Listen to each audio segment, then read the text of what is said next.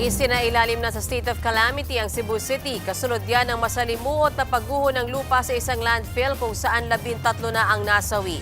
Naasa frontlining balita si John Aroa ng News 5 Visayas. Ito ang kuha ng aktwal na paglabas ng mga empleyado mula sa isang pasilidad sa gumuhong landfill sa Binalio, Cebu City.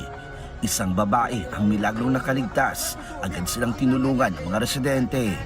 Sumunod sa kanya ang isang lalaki. Pumasok daw siya sa guho para hanapin ang asawa, pero hindi pa rin ito nahahanap. Isa rin sa mga survivors si Fritz Valiente. Kakalabas lang niya ng ospital matapos madaganan ng bakal. Nagtamo siya ng mga sugat at hirap pang makalakad. Ako raging mga kuwan dito, mga tingog raging nila. Naririnig ko sila, mga boses nila, sumisigaw ng tulong, tulong. Iligtas daw sila. Malaki ang pasalamat ko sa Diyos at binigyan pa niya ako ng chance.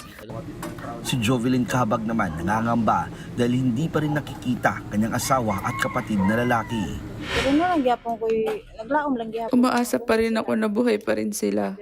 Pero kung iisipin ko, ilang araw na nakalipas, walang tubig, walang pagkain, walang hangin. Ang sakit-sakit sa dibdib. Sinubukan ng News 5 na kunin ang panig ng pamunuan ng Primeway Solutions pero tumanggi muna silang humarap.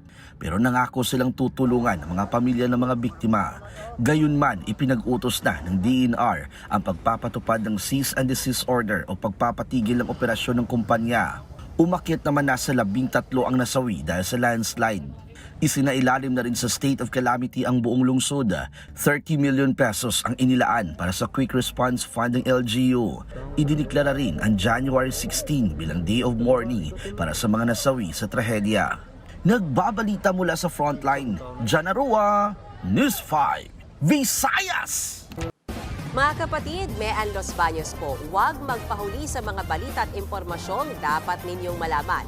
Para sa mas malawak na balitaan at diskusyon, mag-follow at mag-subscribe na sa social media pages ng News 5.